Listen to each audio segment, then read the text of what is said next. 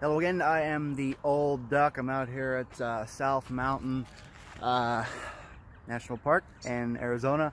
I'm going to do a bike check on my new, bike check slash review sort of thing on my new, somewhat new, 2019 Diamondback Sinker. I just got finished up with a ride and I've already had the bike for about a month and a half now, so it's not really like clean and pristine condition, but I just really want to do, you know, a little review bike check thing sort of things. There really isn't too many reviews on the aluminum version of this bike yet. I've seen a lot of stuff on the carbon Sinker. That's like a really big thing this year, but I haven't seen much on the aluminum version, so I'm going to try and kind of talk about that a little bit. Yeah. All right. So, as I said, this is the new 2019 Diamondback Sinker. I've added a couple things, changed a few things from stock, but not too much.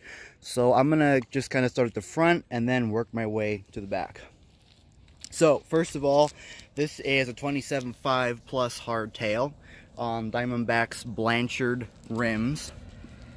The rim width is 35 millimeters, I believe. Oh, that's backwards. Not sure if you can see that, but yeah, it's they came tubeless ready, alloy rims, double wall. The rim width is 35 millimeters, and they come with these tires called from a company called V Rubber Crown, V Tire Company Crown Gem. Let's see if I can get that. I'm not sure if the camera will rotate correctly, but yeah, those are the tires with the MPC compound, 2.8 inch width. The tires, I've heard that V tires suck, but honestly, I have actually had a pretty good experience with these tires. I've set them up tubeless. Was my first tubeless setup actually, so it was a little hard at first, but I think I got it set up pretty well. And the tires are actually doing pretty well. I've ridden some trails. I've ridden Beverly Canyon out here, Javelina trails. For anyone who's not out here and not sure what that is, it's they're kind of like blue trails, definitely on the technical side, but it's nothing like extreme ultra downhill trails. My skill level isn't even on anything close to that level yet, and these tires work perfectly. They roll very good and grip pretty decently in my opinion, but when these tires wear out, I will probably replace them with some Maxxis, probably some like a Minion DHF in the front, maybe a High Roller 2 in the rear. I don't know, one of their plus tires that's not too slow. Probably not the DHR2 because it runs a little too slow. Anyways, this shock right here is a RockShox Recon RL with 140 millimeters of travel. So it's definitely kind of in that mid-travel trail range sort of thing. I've been running, I know they say that you should run your shock at about 30% sag, but I'm running mine closer to 20% sag, so it doesn't really, there's not like a lot of compression. Obviously you can see by the dust it does still compress, but it's very firm. It's very firm ride. I feel like if I added some volume reducers, it will kind of alleviate that a little bit, so I could actually kind of add more sag to the fork without kind of losing the stiffness.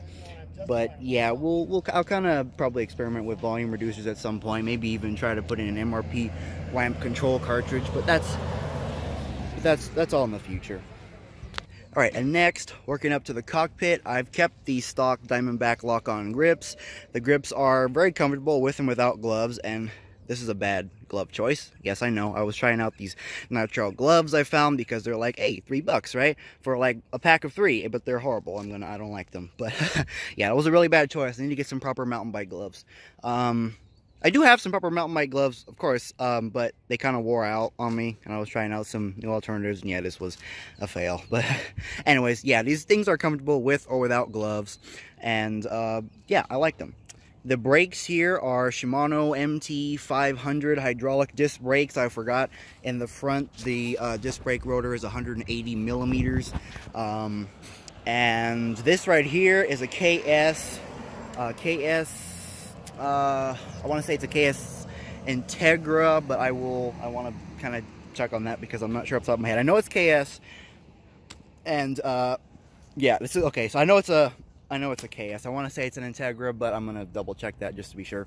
I've kept the stock lever. I haven't gone with like a southpaw lever or anything because honestly, this works out fine for me. It's not ideal. There's a couple of times when like I can't really reach it on certain parts, but it's not too bad. This is a race face Chester stem with a 40 millimeter reach. The handlebars are 35 millimeter width, so that makes them nice and stiff. And then over on the right side, the other brake lever, and then the shifter. So we'll kind of get into the drivetrain now. This is a Shimano SLX Shadow drivetrain. That's what they got set up here. So it's 11 speed, 11 by 46 tooth gear range in the back, but we'll get to that. This is the shifter. Very pleased with that. It's good shifting. All right, and back here, this is the, I've kept the stock sinker saddle, the saddle that came with the bike. For some reason, the saddles that seem to come on these Diamondbacks are really comfortable. I mean, I've only had two, this one and the one on my recoil, but for some reason they both just fit my butt really good. I tried a WTB Volt seat and it was just no good. It just didn't fit me. It felt like it was gonna swallow up my butt, and I didn't like that. So yeah, this seat I like it, and I'm gonna keep it. You know, no reason to get rid of it. Now, one thing to note on this bike, the standover height, or maybe this pertains to the seat tube height, maybe a combination of both, I'm not entirely sure, but it's really high. Like this part, it's high. This is an extra large, by the way, because I'm 6'3", I'm tall, I don't really have like a buff muscular build. I'm kind of lanky, not paper thin, but little on the lanky side, if I have to be honest. My inseam length is about 33 inches. And yeah, this, even with that, I could still only fit a 100 millimeter dropper post on here, and it is slammed into the frame. So that's it. So 100 millimeters of drop is all I can get out of this, and that puts my seat at the ideal pedaling height for me. So yeah, the standover height or EBC tube height, I think it's a combination of both. It's definitely a little on the high side, but I've heard that's kind of a thing with Diamondbacks. So yeah, I don't worry about it too much because I don't find that it really hinders me that much. I mean, like I said, I'm not riding on like double black diamond trails or anything, but for the kind of riding I do, even with, you know, some small jumps and things like that, it doesn't really seem to hinder me that much. And one quick thing that I do want to add about the Cockpit is that it definitely is a little low. With that 100 millimeter dropper post, even at the ideal pedaling height, this is a little bit low for me at my height of 6'3". So I think what I'm probably going to eventually get around to doing is getting a stem that's a little bit thinner.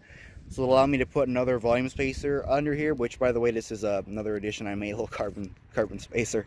I think I can get this a little bit thinner so I can place like 2 of these, bring it up so like that's like another, like what, ½ inch, maybe in, something like that, a few millimeters at least. Bring this up a little bit more, and then I'm going to get some bars that have more of a rise. I think these are, I can get something like downhill bars, just give me that little bit extra height, and that'll just kind of make the flat pedaling section a little bit more comfortable for me. So yeah, the geometry is definitely a little weird on this bike, but like I said, with a couple of additions, a couple of changes, it won't really be that bad. So moving down here, I've just got a spare inner tube being held in place with this Granite Peak strap. You know, nothing fancy, just in case my tire gets flat. And these pedals are something else that I actually did change from stock. The stock pedals that the bike came with are actually not bad at all, but I decided to go for some race face Chesters and put those on instead. I think it's just like a preference thing for me, honestly. There's nothing wrong with the stock pedals, but these are a little lighter. Not that I'm a weight weenie, but they are lighter, and I don't know, I just really wanted them, because I like them. Crank set. Race face affect crank set. This is a narrow wide chain ring, 30 tooth, not 32 tooth, my bad. And then moving on to the rear, that Shimano SLX derailleur. It's up against the pole right now, so that's no good. Let me see if I can move that back a little bit. There we go. Okay, so the Shimano SLX derailleur, 11 speed. Like I said, it's got the shadow system, so it's got the little clutch on it. I'll leave it enabled. Works really good. And then the 11 to 46 tooth cassette, 11 speeds. And then, let's see, yeah, the other brake rotor, the brake rotor in the rear is 160 millimeters, not 180 like the front. But this also doesn't seem to hinder me that much. So yeah, I don't feel hindered by that at all. I think that's fine. So yeah, that is the bike. I can't get the front to stay up again. Oh well. Alright, and that is it on the review for my Diamondback sinker. So yeah, I'll be riding this bike for quite a while, you know, all this year at least. And so far, like I said, I've been riding it on some of the trails up here, some difficult blue trails, and I've had quite a fun time on it. I love the pedaling efficiency of a hardtail, but this with the extra grip and cushion that the Plus tires give you, and it's I don't know, I just really enjoy it. It's really fun.